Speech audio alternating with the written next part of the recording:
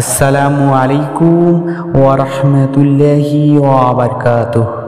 ইসলামের জীবনের দর্শক, আশা করি আল্লাহর অশেষ মেহেরবানি ও দয়ায় আপনারা সবাই সুস্থ ও নিরাপদে আছেন।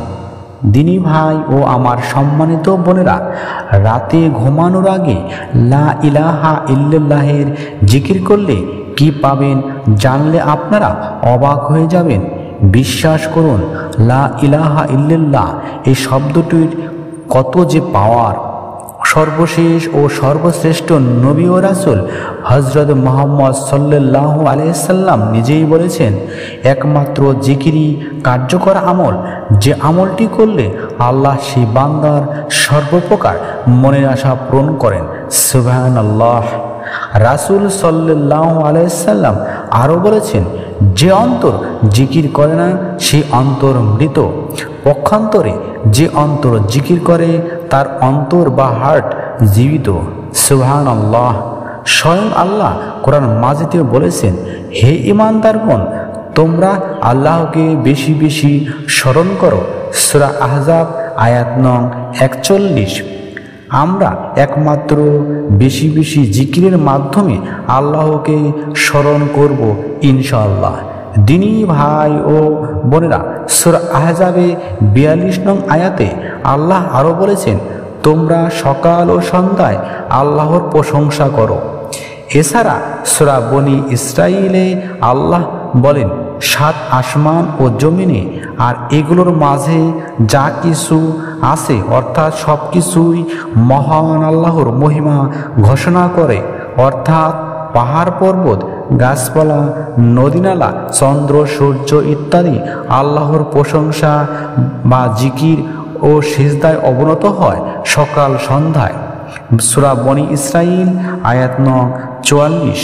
সহিহ হাদিসে ও প্রসিদ্ধ তাফসীর ইবনে কাসিরে এসেছে, কোনো বৃক্ষ বা গাছ কিংবা নহর বা নদী যদি আল্লাহর প্রশংসা বা জিকির না করে, সেই গাছ মরে যায় এবং নদী শুকিয়ে যায়।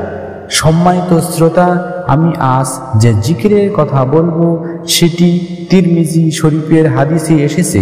কোনো মুসলমান অর্থাৎ মুমিন ব্যক্তি যদি সহি নিয়মে লা ইলাহা ইল্লাল্লাহ জিকির করে, সেই মুমিন আমলকারীর কপাল বা ভাগ্য খুলে যাবে ইনশাআল্লাহ।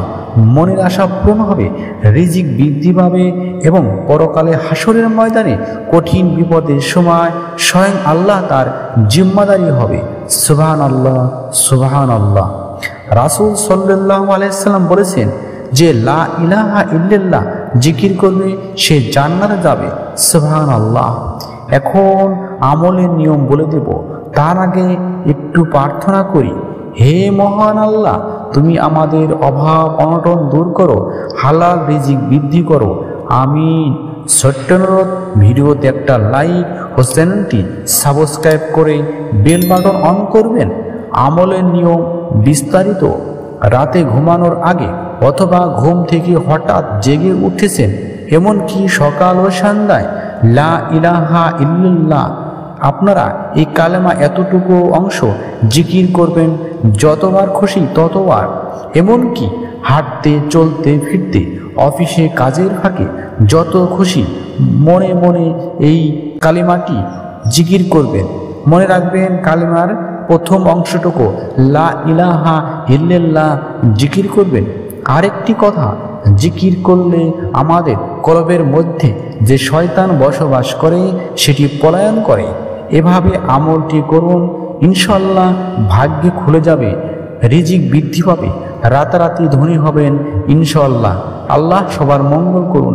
আমিন সুম্মা আমিন। আসসালামু আলাইকুম ওয়া রাহমাতুল্লাহি ওয়া বারাকাতুহু।